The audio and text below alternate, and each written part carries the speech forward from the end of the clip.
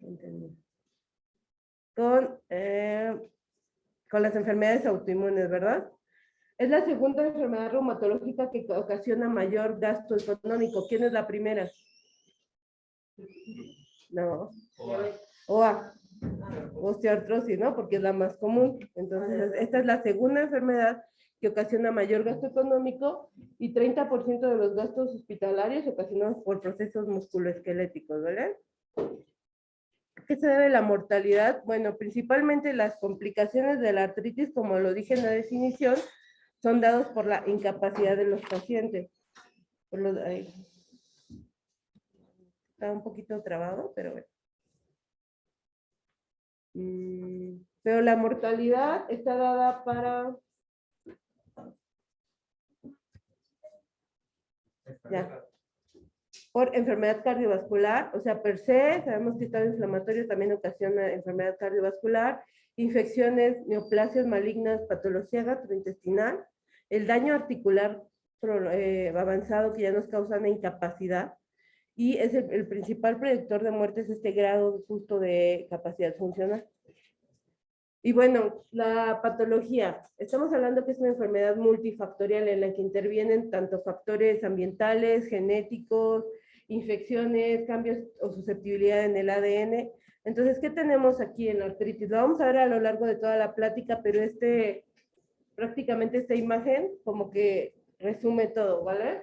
Entonces tenemos factores ambientales, incluyendo el tabaquismo, infecciones como la periodontitis, incluso infecciones por otros virus, como lo hemos visto en las otras artritis virales, que puede predisponer o puede ser un gatillo para que desarrolle artritis reumatoide, infecciones por Epstein-Barr, por linfotrópico humano, por micoplasma, por CMV, incluso por parvovirus, pueden hacer estos cambios epigenéticos o modificaciones en el ADN que posterior hacen unos cambios en la posttransducción de las proteínas y entonces nos ocasiona que tengamos esa susceptibilidad de artritis reumatoide. La otra, de por sí, la susceptibilidad genética, que tengamos estos genes, el HLA, clase 2, DR40401, 0404, 04. Este es el llamado epítope compartido, que ahorita se los voy a explicar bien, porque sí es algo complejo entender el epítope compartido. Y es cucarra, es arginina, lisina, arginina, alanina, pero ahorita se los explico bien. Hay otros polimorfismos de gen, como el PTPN22, que ahorita se los voy también a dar ampliamente, y vamos a ver que todos estos factores nos van a hacer una pérdida de la tolerancia, y nos va a hacer una citrulinización de las proteínas. Y pérdida de la tolerancia, aquí vamos a ver la producción de autoanticuerpos, el reconocimiento por las células dendríticas por nuestras propias células ya citrulinadas y producción de estos autoanticuerpos. Pero bueno, aquí vamos a explicarlo ampliamente. ¿Vale? Entonces, los factores genéticos contribuyen el 30% de la patología de la artritis reumatoide. Vamos a ver que de esta patología, bueno, esta parte genética, el 40% está dado por el CPH. Entonces, ¿qué es el complejo mayor de histocompatibilidad? Es un grupo de genes, ¿vale? Que se localiza en el brazo corto del cromosoma 6, como podemos ver acá. El HLA va a ser, o complejo mayor de histocompatibilidad, va a ser de 3 tipos, HLA clase 1, clase 2 y clase 3. La clase 1 se va a subdividir en A, B y C, la clase 2 en DP, DQ, DR, ¿vale? Y el complejo principal de histocompatibilidad lo podemos ubicar así en esta forma, pertenece a la superfamilia de las inmunoglobulinas. ¿Por qué? Porque tiene forma, ¿se acuerdan de la inmunoglobulina? Si se acuerdan, con su fracción variable, su fracción constante, y una que está unida aquí. Y esta, por ejemplo, el CPH clase 1, tiene una cadena alfa que está dividida en 3 dominios y unido a una beta 2 microglobulina.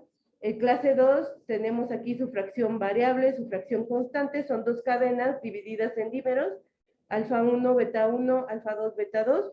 Estas regiones, si se acuerdan, cuando la inmunoglobulina, esta es la fracción variable, la fracción constante, y entonces la fracción variable aparte va a tener 3 regiones hipervariables, que son las determinantes de complementariedad. Esto es importante que lo entiendan porque así van a entender el epítope compartido, ¿vale? Entonces, el haplotipo que se relaciona con el epítope compartido es un CPH clase 2, aquí nos ubicamos, entonces ya sabemos que esta es clase 1, clase 2 de P, de Q, de R, que es este, ¿vale? Entonces, este es el que se relaciona más para la artritis reumatoide. Una tasa de concordancia en gemelos 30% y no de idénticos y no idénticos de un 5%. Entonces, ¿cuál es el HLA que más se relaciona? DR4. 60-70% de los pacientes con artritis reumatoide son HLA DR4 positivo, la población general un 20 o 25%, y tenerlo positivo se asocia a manifestaciones extraarticulares y predice un predictor de erosiones, ¿vale? El haplotipo que más aquí se relaciona, eso no es necesario que se lo aprendan, ¿verdad? Ese examen es más complejo, pero el HLA haplotipo de los alelos HLA-DR4 y unos alelos 0401, 0404, 0408, más en caucásicos, chilenos y mexicanos. Vemos que aquí los europeos 0101, 0401, estas son las variantes alélicas que hay de este haplotipo, ¿vale? Las que vienen en este. Entonces nos ubicamos otra vez. Aquí, ¿qué es el epítope compartido? Es un pentapéptido que se está localizado en la tercera región hipervariable de la cadena beta 1. Entonces nos ubicamos aquí, ya sabemos que beta 1 está acá y que tiene sus 3 regiones hipervariables, y entonces aquí en la tercera región hipervariable se ubica este pentapéptido que es cucarra, glutamina, leucina, arginina, alanina, alanina, ¿vale? Esto lo vamos a encontrar en la posición 70 a 74, ¿vale? Y en general, el epítope compartido, bueno, la arginina tiene una carga neutra. Cuando la arginina se vuelve citrulina, o hay citrulinización de proteínas por la PAT, que es la peptidila arginina deaminasa, que nos ayuda a hacer, es un cambio posttransduccional, ¿vale? Que es un cambio posttransduccional de las proteínas que tenemos. Estas va a cambiar de arginina a citrulina, ¿vale? Por esta enzima, peptidila arginina deaminasa. Eso hace que cambie la carga que tenemos aquí, y entonces al cambiar la carga va a tener afinidad a aminoácidos sin carga o cargados negativamente, que son los péptidos artritogénicos, ¿vale? Entonces, nos localizamos acá. El pentapéptido codificado en la tercera región hipervariable de la cadena beta 1. Entonces ya se lo imaginan en su mente, ¿no? ¿De dónde está el epítope compartido? Y está en la posición 70 a 74, o sea, viéndolo desde arriba, la forma. Aquí podemos ver que está en la posición 70, 74, esta tercera región hipervariable. Pero no solamente es cucarra, que es glutamina, lisina, arginina, arginina, alanina, alanina. Puede ser curra, que sería glutamina, arginina, alanina, alanina, o arginina, arginina, arginina, alanina, alanina, ¿vale? Pueden ser estas, pero debe de haber arginina para que sea este proceso de citrulinización, ¿vale? Los alelos con alto riesgo para epítope compartido, como ya los habíamos visto en la tablita anterior, ¿se acuerdan de los caucásicos y mexicanos? Es 0401 y 0405, un riesgo relativo de 3. Y moderado 0101, 0404, 0901, y tiene un riesgo relativo de 1.5, ¿vale? ¿Hasta aquí todo bien? Entonces, por esta sincronización que están haciendo los aminoácidos, podemos encontrar péptido del antígeno del defecto discriminado mucho antes de que se presente. Exacto, por eso se puede, o sea, incluso puede estar 10 años antes estos anticuerpos antipéptidos citrulinados, y ahorita lo vamos a ver en las teorías de primer hit y segundo hit, por qué puede estar en la fase preclínica incluso antes de que se desarrolle la artritis reumatoide, ¿vale? Entonces, la localización del epítope compartido, que ya vimos de la posición 70-74, influirá en la naturaleza, como les decía, y en la orientación, la afinidad a péptidos artritogénicos, y va a facilitar el desarrollo de células T autorreactivas, ¿vale? Hay mimetismo molecular, ahorita como vamos a ver, algunas bacterias incluso tienen el epítope compartido, entonces eso nos hace que pues se desarrolle artritis reumatoide, ¿vale? Y es por eso es la teoría de las infecciones y de los virus. Y como les decía, el epítope compartido, el tenerlo en realidad es un factor de mal pronóstico y que se desarrolla como a tener una artritis que sea más agresiva, que produzca nódulos reumatoides. ¿Por qué? Porque va a haber mayor producción de autoanticuerpos. Bueno. Y no solo, o sea, ya vimos que el 40% nos los va a dar el CPH, pero el otro 3 a 5% de todos los factores genéticos nos los pueden dar pues bastante variedad de proteínas. Estas son poquitas nada más, pero bueno, ya vimos el HLA. La PTP-N22, esta establece, es una proteína encargada de establecer el umbral de tener la producción de autoanticuerpos, no solo de autoanticuerpos, más bien detiene de anticuerpos, ¿vale? Y de células T. Entonces, si no hay un control, incluso esta N22 se puede ver en cáncer, ¿no? Porque no hay un control de la clona. Y la otra es la PADI, como tal la proteína, la peptidilarginina deaminasa, que hace la citrulinización, ¿vale? También esa pues no tiene un control, hay un polimorfismo y entonces el desarrollo de proteínas citrulinadas.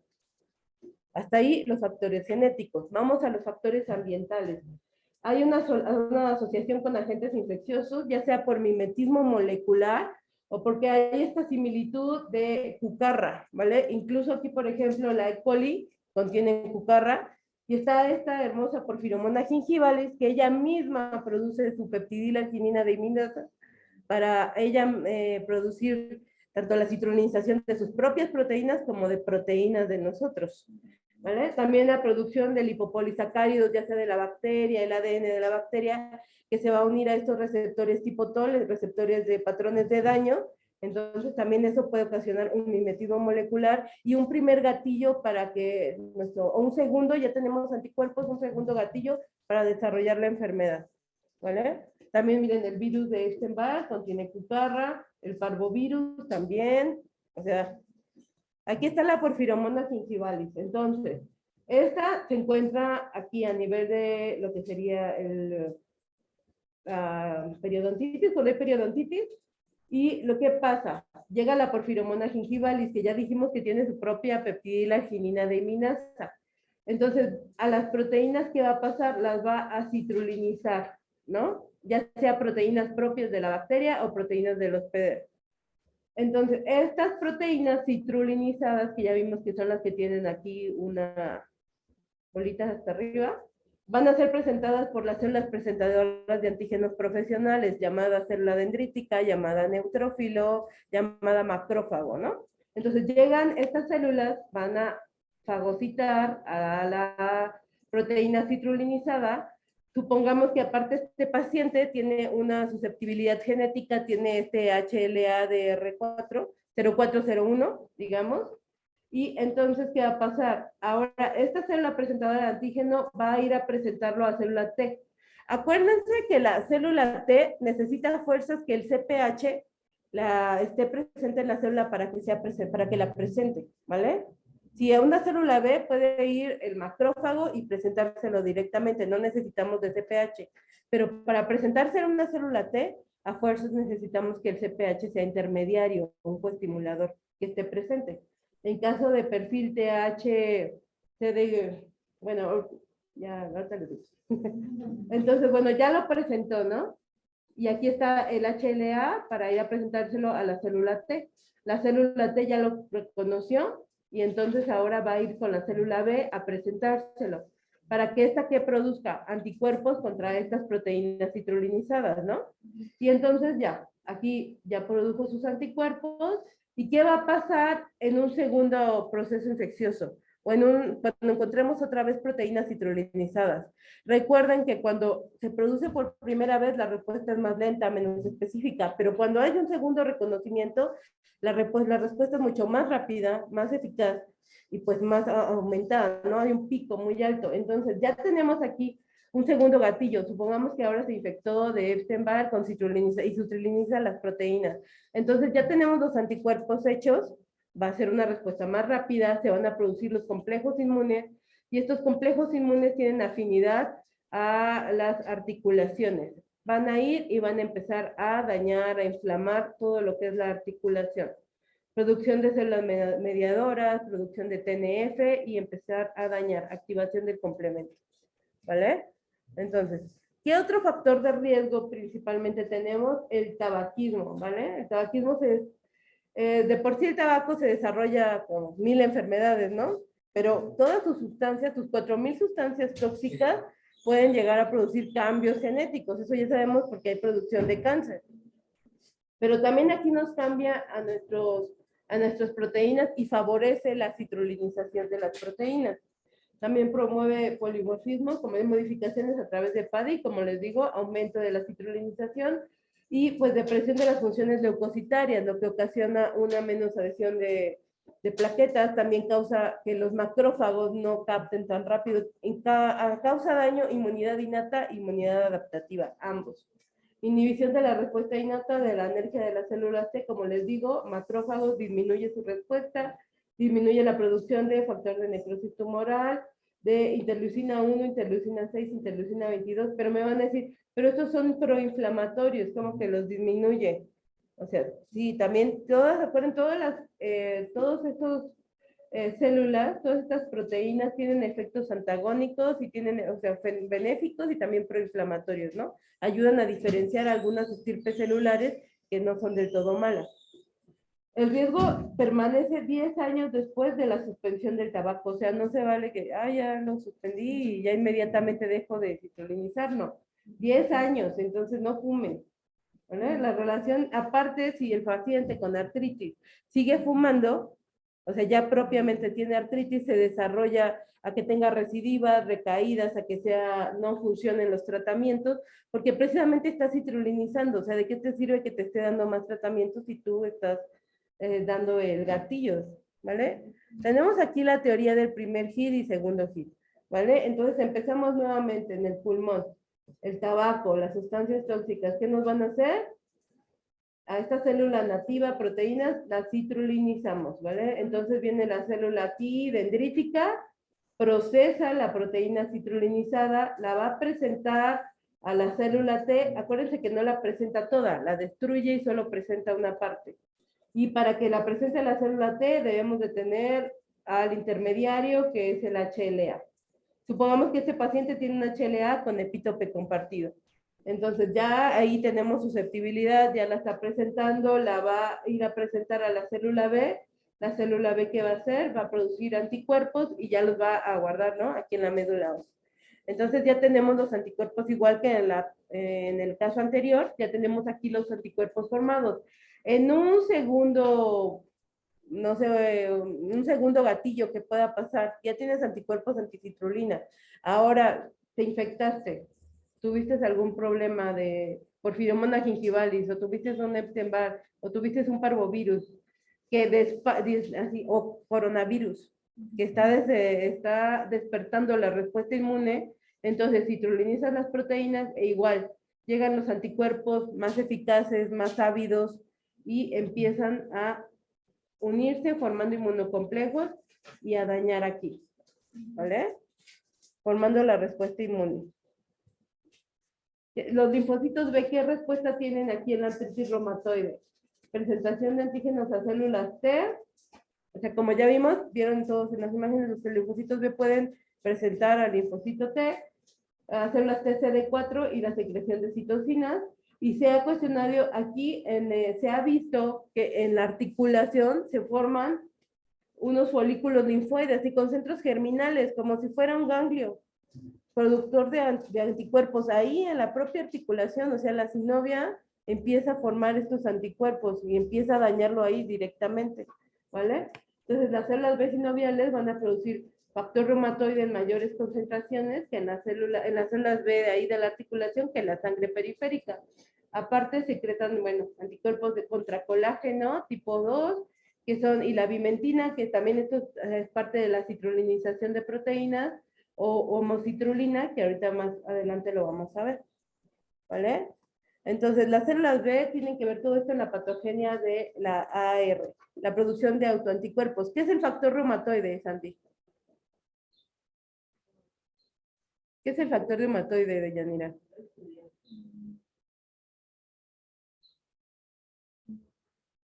¿Qué es el factor? Entonces es un autoanticuerpo, ¿no?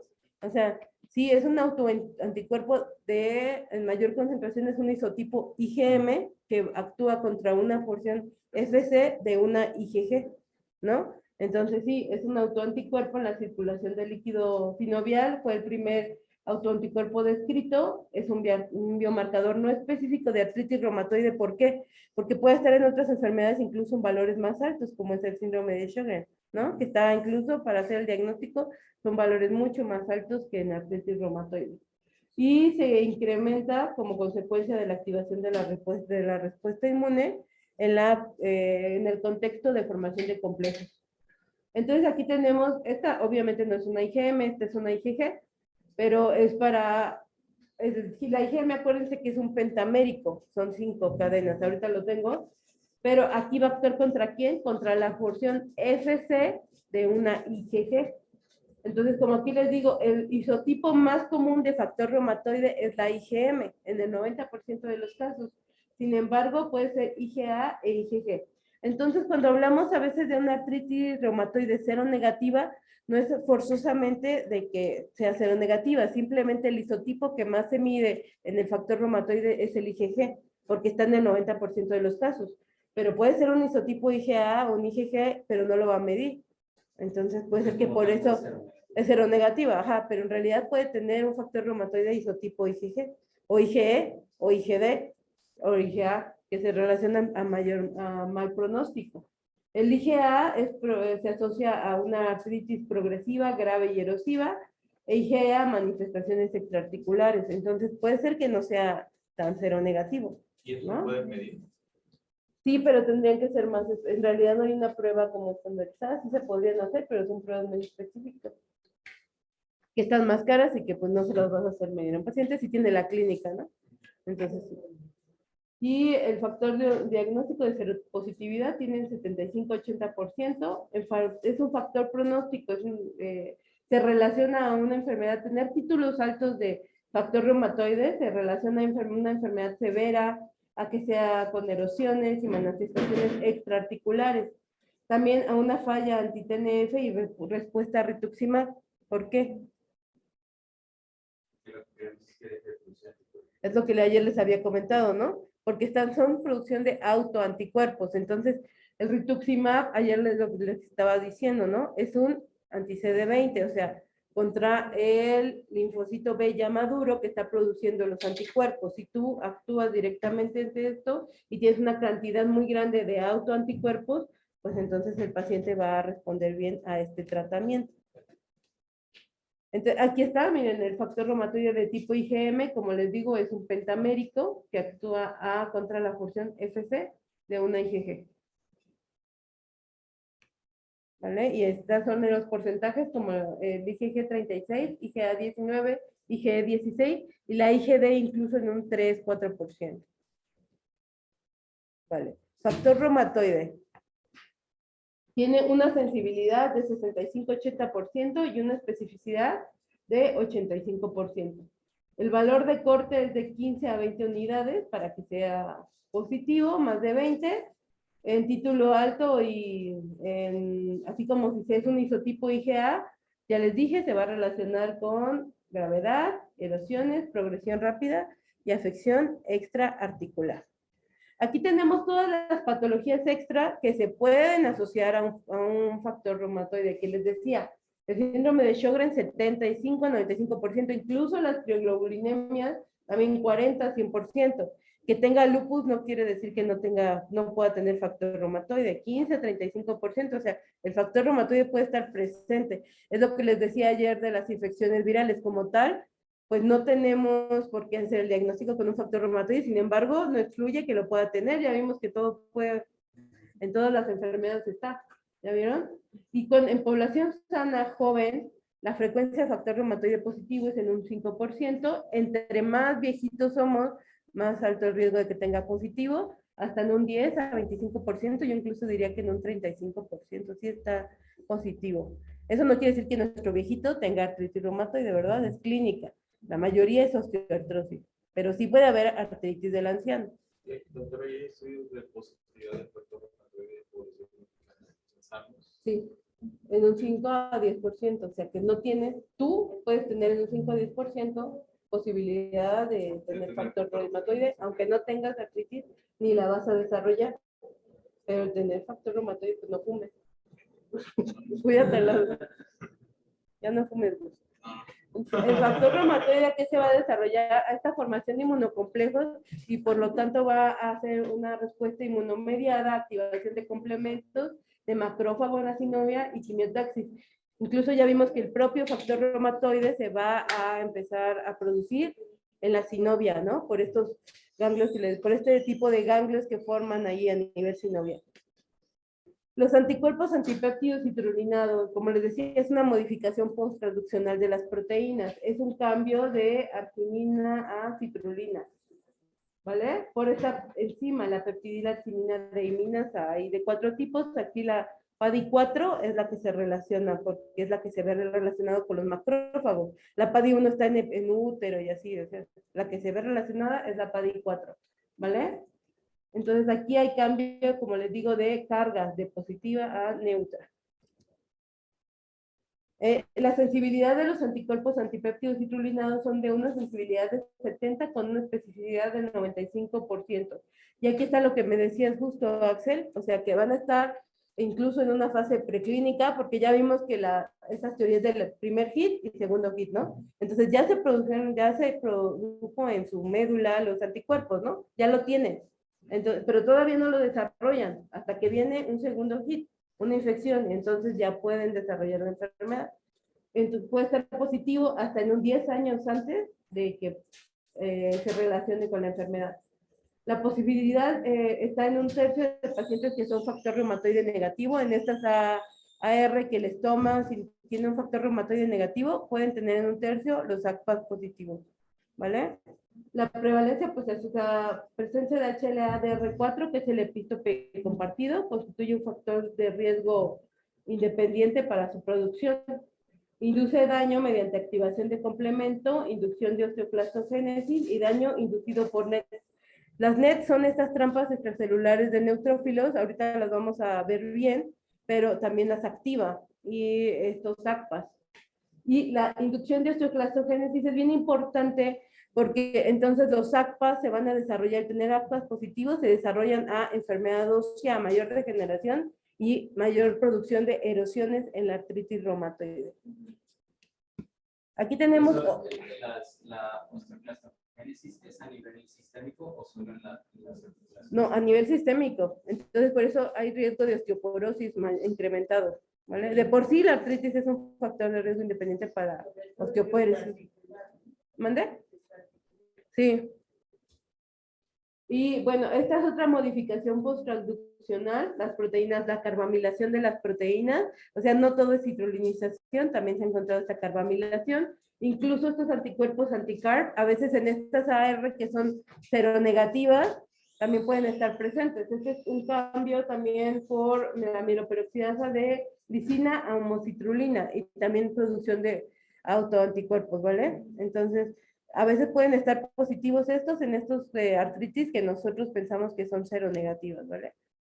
Las trampas extracelulares de neutrófilos. Normalmente estas trampas se producen, ¿no? Un neutrófilo produce estas trampas para intentar capturar o causar una respuesta inflamatoria, capturar el agente, ya sea un virus, bacteria, las produce.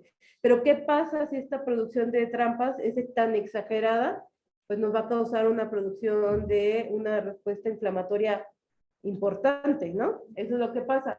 Entonces, contra la defensa contra los patógenos, los neutrófilos forman trampas, les digo, estas llamadas netosis, y no solo es en esto, ¿no? Se ha visto que en muchas de las patologías hablan de las NETs, ¿vale? Son grandes redes de ADN con 5 tipos de histonas, y estas histonas, ¿qué creen? ¿Qué pasa? Se citrulinizan, y entonces por eso hay mayor producción de anticuerpos, ¿vale? Pues aquí tenemos. Entonces, vamos a tener aquí que se va, no sé, este es un neutrófilo, ¿no? El neutrófilo va a fagocitar a la célula, a la bacteria. Entonces, la fagocita, ¿y qué va a pasar acá? Va a empezar, en un paciente que ya tiene anticuerpos anticitrulina, va a empezar a destruirla, pero ¿qué va a pasar con estos anticuerpos anticitrulina? Van a empezar a actuar aquí, lo que va a hacer que esta cromatina se quita la densidad, no sé cómo decir en esa parte, pero bueno, se abra la proteína y se libere todo su contenido. Entonces se van a liberar estas histonas que están citrulinizadas y van a producir una respuesta inflamatoria pues muy importante. Entonces, si ya están citrulinizadas, ¿quién va a llegar? Los anticuerpos anticitrulina y van a empezar a formar inmunocomplejos. Y estos inmunocomplejos, ¿a dónde se van a ir a depositar? A la articulación, a la sinovia. Entonces, estas son las histonas que se van a citrulinizar, H2A, H3 y H4. La pérdida de la carga por esta citrulina va a llevar a descondensación, es esta la palabra, descondensación de la cromatina, ¿vale? Y se va a abrir. Aquí, esto es en cuanto a linfocitos B, ¿vale? En cuanto a linfocitos T, las células T que son dominantes, ¿cuáles son? Las CD4, predominan ante la CD8. ¿Por qué? Porque las CD4 son las que se relacionan con el HLA clase 2, ¿vale? Como vimos, el HLA clase 2 es el que está causando todo desde el epitope compartido, ¿no? Las DR. La CD4, bueno, la CD8 clase 1 son las que se relacionan con los linfocitos CD8, ¿vale? Entonces, por eso la respuesta CD4 está más aumentada por esta producción del HLA-DR. Y las células T reguladoras están disminuidas. Entonces, aquí tenemos que la célula presentadora de antígeno llega, la presenta la célula T, ¿y qué tenemos que tener? Estas interleucinas. Recordemos que estas interleucinas son mensajeras ante las células, ¿no? Para que se vaya a un perfil TH1, se vaya a un perfil TH2, se vaya a un perfil TH17. Entonces, aquí tenemos una célula T, va a entrar la interleucina 2 como mensajera para un perfil TH1. La interleucina 4 para un perfil TH2 y el factor de necrosis, el factor de crecimiento transformante beta e interleucina 6, un perfil T17. Las que son proinflamatorias, acuérdense, perfil TH1, y que nos va a secretar interferón gamma, interleucina 2, interleucina 6, factor de necrosis tumoral alfa. Perfil TH2 antiinflamatorio. Secreta interleucina 4, interleucina 10, ¿vale? O interleucina 11. Y el factor y la TH17 proinflamatoria. Va a secretar interleucina 17 A y B, ¿vale? Entonces, hay una disregulación de estas citocinas, un aumento de las proinflamatorias y una disminución de las antiinflamatorias. En el embarazo, es al contrario, aumenta el perfil TH2 y disminuye el perfil TH1. Por eso la artritis reumatoide en pacientes embarazadas se duerme. Y están bien felices las embarazadas porque no tienen actividad de la artritis, pero no llega el puerperio y otra vez vuelve a su normalidad y las pacientes ya están inflamadas, ¿no? Pero es por esto. El factor de necrosis tumoral alfa es uno de los grandes orquestantes de esto, en lo que, porque va a ayudar proliferación de células T, proliferación y diferenciación de células B, expresión de moléculas de adhesión en el endotelio y producción de mieloperoxidasas y de metaloproteinasas. O sea, no solo se va a destruir la sinovia, sino también el cartílago por las metaloproteinasas, la activación. Entonces va a haber daño de todo, tanto va a aumentar, si ya tenía ese paciente una degeneración de cartílago, aumenta el riesgo por la producción de las metaloproteinasas, ¿vale? Va a activar los leucocitos, macrófagos, células T, los natural killer, o sea, la respuesta inmune innata, ¿vale? Activación de la degradación del sinovio y también va a activar osteoclastos y condrocitos, tanto va a destruir el hueso como el cartílago, ¿vale? Y va también a ser un orquestante en estos síntomas sistémicos, ¿vale? Pérdida de peso, mucha fatiga, cansancio, fiebre. La interleucina 1 es otra, va a activar monocitos macrófagos, entonces producción de la inflamación, inducción y proliferación de fibroblastos, la formación del panus, ahorita vamos a ver lo del panus, activación de condrocitos, esto va a causar un daño en el cartílago y activación de osteoclastos que va a actuar en la resorción ósea. Ahorita vamos a ver bien lo de los osteoclastos por la vía WNT y por la activación del factor nuclear kappa beta. Entonces aquí, bueno, tenemos la interleucina 6, que les digo, no todo es malo, o sea, las interleucinas son mensajeras, tanto ayudan a diferenciar cosas buenas como malas. Pero aquí tenemos a macrófagos, ¿quién la va a producir? Macrófagos, células B, células T, los fibroblastos, todas estas van a producir interleucina 6, y a su vez la interleucina 6 va a ayudar a la diferenciación aquí en los megacariocitos de las plaquetas, en las células pluripotenciales, van a ayudar a la diferenciación de todos estos, activación de osteoclastos, producción de anticuerpos, en los hepatocitos de fibrinógeno, en las células T van a ayudar a la diferenciación. Entonces ya vemos, tiene muchas funciones la interleucina 6, no solo acá. La familia de los JAK también tiene mucho que ver, y le estoy haciendo énfasis en esto porque cuando veamos tratamiento vamos a ver por qué entonces se puede llegar de todos los lados para actuar aquí. ¿Por qué? ¿Se acuerdan de qué son los, la familia de los JAK o qué es JAK y toda esta cascada? Son los receptores que se autodescubrirán en su planeta celular. Tienen dos dominios. Bueno, sí tiene que ver eso, pero son cascadas, ¿no? Son cascadas de activación. ¿Qué activan?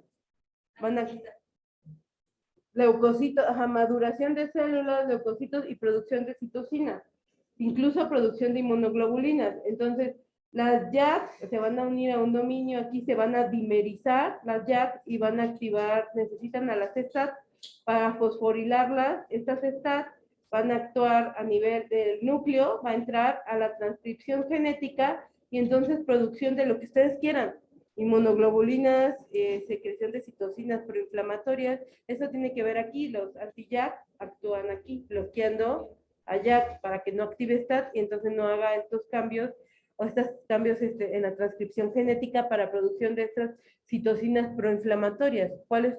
1,6 TNF-alfa, ¿vale? Son 4, ¿no? De la familia de los JAK, así de los que se los puso. Hablando de la membrana sinovial, hay una hiperplasia de la capa de revestimiento. Si se fijan aquí, bueno, en esta imagen, aquí no se alcanza a ver tanto, yo lo veo bien en la compu, pero si se fijan hay un aumento o un crecimiento. Si lo ven aquí, en esta parte, en realidad la capa sinovial es así, de delgadito. Ay, muchas gracias. Es así, delgada. Aquí vemos que hay una hiperplasia justo de esta sinovial.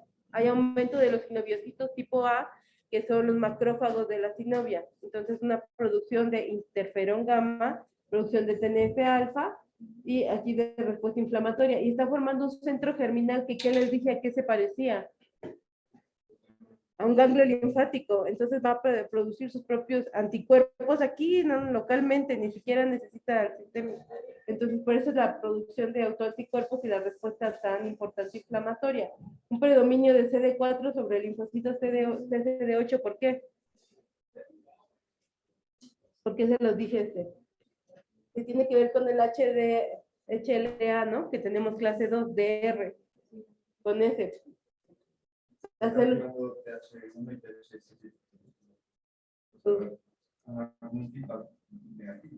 Ajá, una producción de, una inflamación.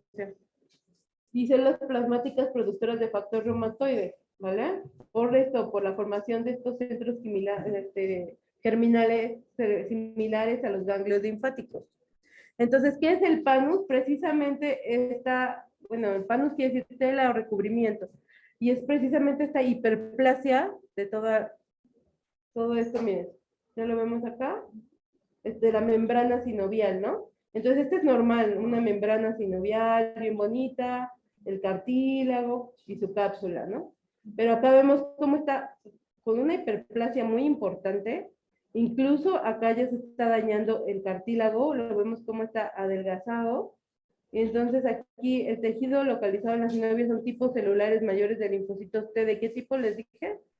Mayor CD4 que CD8, fibroblastos, células plasmáticas, o sea, los macrófagos a todo lo que da, ¿vale? Y metaloproteínas de tipo 1, 8 y 3, así como colagenasas. Entonces, por eso nos empieza a destruir el cartílago. ¿Qué pasa aquí con el RANK y el RANK ligando? Es lo que le estaba diciendo. RANK o el factor, o también llamado factor nuclear kappa beta, tenemos aquí a la célula madre pluripotencial, ¿no? Esta célula, acuérdense, va por los diferentes tipos de células, se va a diferenciar en diferentes tipos celulares. Aquí supongamos que es de macrófago, ¿no? Para que se produzca un osteoclasto. Entonces va a tener la célula al rank aquí, o al factor nuclear kappa beta, como le quieran decir. Y tiene que unirse al rank ligando para que se diferencie en un osteoclasto, ¿vale? Entonces, ¿qué va a hacer el factor de necrosis tumoral alfa? Este va a hacer que se exprese o se diferencie más a osteoclasto. ¿Por qué? Porque va a hacer que se exprese más el factor nuclear kappa beta aquí en su superficie para que se produzca el osteoclasto. Así también va a disminuir la producción de osteoprotegerina. Podemos ver aquí está la osteoprotegerina, es la que inhibe, o sea, disminuye esa cascada de ya no te formes osteoclasto, tienes que parar en algún momento. Pero el factor nuclear kappa beta, ¿qué creen? O sea, disminuye la producción de esta osteoprotegerina, por lo tanto hay una producción aumentada de osteoclastos. ¿Vale? Esta es la vía del rank ligando y también tenemos esta vía WNT. Esta vía WNT no solo pertenece a esto, o sea, es una de sus muchas funciones porque actúa a nivel oncológico de todo el tipo de cáncer y todo, pero aquí, ¿qué hace la vía WNT? La vía WNT ayuda a que se formen que se diferencien osteoblastos, ¿vale? De preosteoblastos a osteoblastos. Y entonces el osteoblasto forma la osteoprotegerina para que ya no se formen más osteoclastos y sea algo regulado. Sin embargo, el factor de necrosis tumoral alfa y la interleucina 1 van a hacer que se produzca este DKK1 que inhibe la vía WNT, por lo tanto, inhibe la producción de osteoblastos y por lo tanto a la de osteoprotegerina y se van a seguir formando más osteoclastos. Entonces es por los dos lados. Y bueno, este es un resumen de todo lo que vimos, ¿vale? De todo, de la artritis reumatoide, todo por dónde le llegan. Entonces, interleucinas, ya vimos aquí el PANUS, el endotelio, la secreción de autoanticuerpos, respuesta TH2 y todas las situaciones. Es un resumen de los osteoclastos. ¿Vale? ¿Alguna pregunta, alguna duda? ¿Por qué hay más predisposición de esta enfermedad a atacar a las articulaciones? ¿Por qué hay más inflamación hacia las articulaciones que hacia otras zonas? Ah, porque son péptidos artritogénicos. O sea, la synovia está como marcada para que ahí se produzcan los autoanticuerpos. Por eso hay afinidad ahí del factor reumatoide.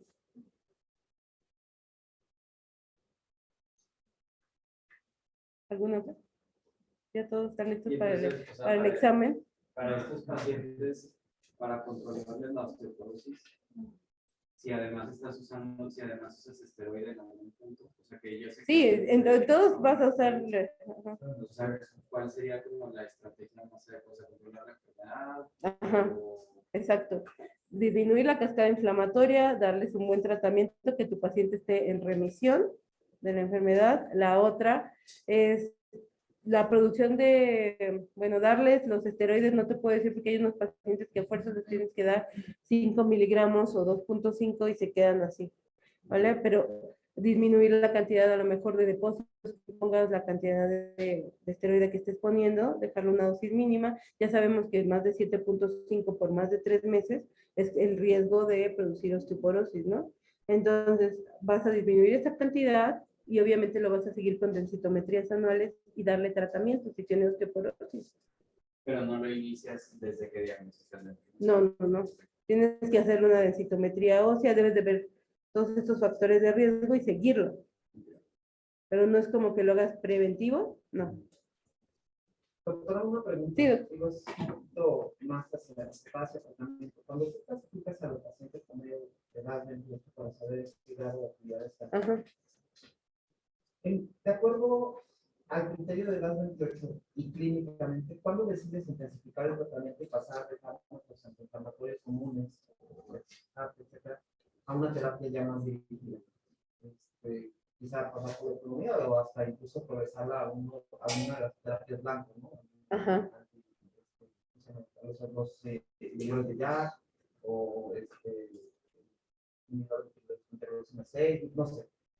¿Cómo se toma la decisión? Porque, bueno, antes se basaba mucho en la progresión de la enfermedad hacia la deformidad Sí, eso sí. y la falta de control de la misma. Pero ahora yo veo que hay muchos pacientes que nunca tuvieron deformidad, que realmente estuvieron, que en muy poco tiempo les progresan a biológicos y hay gente que incluso empieza con biológicos. Sí. ¿En qué se define, en qué se basa esa decisión? Es que justo cambió todo porque ahora ya hay detección de AR temprana, ¿no? Porque lo que no quieres es llegar a estas deformidades, entonces los agarras desde el inicio y desde el inicio ahora la tirada es ser agresivo con el tratamiento y empezar con dosis altas de metotrexato. Si no hay disminución en 3 meses o hay un aumento de 1.4 entre un DAS y otro, entonces se puede incrementar la terapia, incluso luego agregar un segundo farme o tercero. Pero en las guías ya te dice que hasta los biológicos pueden ser de primera instancia usarlos. ¿Y qué opina usted de la combinación de metotrexato con eflumamida? Y es buena. Es un biológico para la gente que no tiene recursos, incluso o sea triple, ¿no? Porque hay pacientes que por fuera, por la priva, sí es muy difícil que consigan biológicos y no tienen un seguro de gastos médicos mayores. Entonces, la unión de leflunomida, metotrexato, incluso con antimalárico o sulfasalacina, a veces se puede dar. ¿Ajusta la dosis de metotrexato cuando inicia la eflumamida? Nada más vigilo. En realidad es vigilancia de las pruebas de función hepática y de las penias, ¿no? Que no tenga leucopenia, neutropenia. E inicia la eflumamida. Sí, incluso puedo cambiar de vía, ¿no? Porque más de 17.5 de metotrexate ya no hay una buena absorción y por lo tanto no actúa de forma adecuada. Entonces cambiamos la vía a una vía ya sea intramuscular, subcutánea, para aumentar la dosis. Si el paciente no lo tolera, incluso ya hay aumentar, llevo a dosis máxima el metotrexate, si no, agrego un segundo farme que sería leflunomida. La leflunomida, pues la podemos dar. Sí. O sea, los 100 miligramos. Los 100 miligramos 3 días. 3 días y ya después 20. Por lo general dejo nada más de lunes a viernes y descanso lo que sería sábado, domingo. De los días que se toman el metotrexate. ¿Y qué tan frecuente han visto reacciones medulares con sulfasalacina? Muy poco frecuente. Y que tengan aplasia medular, no. Más con azatioprina, sí. Con sulfasalacina no son una parasitopenia. Fue la sulfasalacina. Mejoró con sulfasalacina. Sí, es que a veces los pacientes sí son diferentes y hay unos que toleran muy bien la leflunomida, otros que nada, les causa muchísima diarrea. El metotrexato hay muy poquita gente que te tolere también tanto, entonces ahí es cuando empiezas como a unir los farmes. Sí, es el efecto adverso que puede ser un efecto pues idiosincrático, no es una dosis dependiente, ¿no? Y te puede ocurrir cuando sea, es una neumopatía intersticial asociada a metotrexato. Hay gente que se mantiene con metotrexato todo su vida. Sí, hay gente que le va muy bien y es el mejor, ¿no? Es el tratamiento de elección y todas las guías te dice, o sea, utilízalo, pero hay gente que de verdad no le cae. Entonces ya necesitas control. Y en casos muy severos se pueden combinar terapias Sí, biológicas. sí, incluso biológicas, Biológicas. no. Con diferentes metas. No. Debes de, como por ejemplo, poner un anti-JAK y CD20, no. Por la producción de JAKs, de los anticuerpos antibiológicos. Entonces, lo que sí debe de ser es que no dejes como en monoterapia a los biológicos, puedes dejar con dosis bajas de un medicamento farme no biológico, por la producción de los anticuerpos antifármaco biológicos, los JAKs. Entonces, mejor dejas metotrexate, tal vez a una dosis más baja. Cuando tenemos al paciente, pues, por clínica tiene todas las situaciones de la artritis reumatoide, pero es seronegativa, ¿vale la pena buscar esa vía de la carbamulación?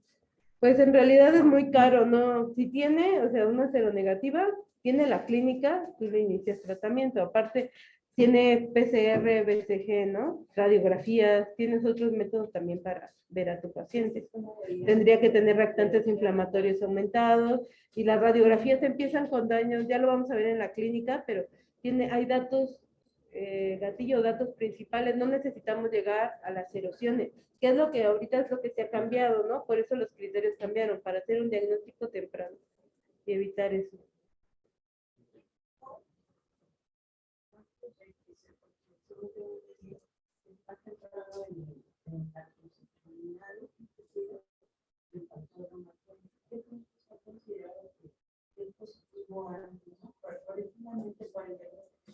Ujú. 10 años puedes tener de antes los antipéptidos citrullinado antes de que aparezca. Por eso esos pacientes, pues más si tienen carga genética, que su mamá tiene artritis reumatoide y tiene actas, entonces los vigilas, no les das tratamiento, sino los vigilas. Sí, a la familia. Sí, hay algunos que sí quieren, otros que no les gusta vivir con nosotros. Pero aquí la pregunta es, si tienes a alguien con un anti-CCP positivo, con antecedentes familiares, de AR, tú le realizas tus antecedentes y salen positivísimos. No tiene ningún síntoma. ¿Qué costo-beneficio tiene realizar la determinación del anticuerpo anti-CCP si no le vas a dar ningún Exacto, no le vas a dar nada, ¿no? Nada más, y aparte nada más. Observación del paciente, nada más lo vas a vigilar. Doctora, ¿y cuántos de los que salen positivos desarrollan la enfermedad? Si tiene, aumenta, por ejemplo, si el paciente tiene factores genéticos, ¿no? O sea, si tu familia tiene de primer grado, hasta un 30-40%. Pueden desarrollarla. Por ejemplo, si tú llegas a descubrir antes de los 10 años que es muy propenso a esa situación, no le vamos a dar tratamiento hasta que presente clínica. Sí, no hay tratamiento preventivo con la artritis reumatoide. O sea, que digas, voy a darle ya metotrexato, dosis bajitas para que no vaya, no. No. Sí, no menos. Y a todos los de biológicos se tienen que tamizar.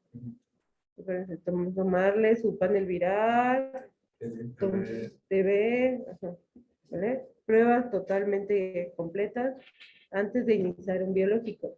Porque los biológicos, si bien son buenísimos y los pacientes la verdad que están súper bien, también la producción de infecciones, incluso asociadas a los anti-TNF con TB miliar, meningia, pues sí. ¿Vale?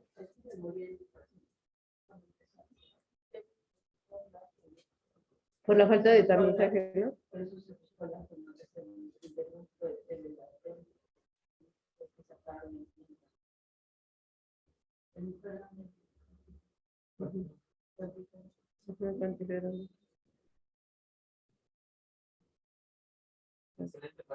Gracias. Gracias.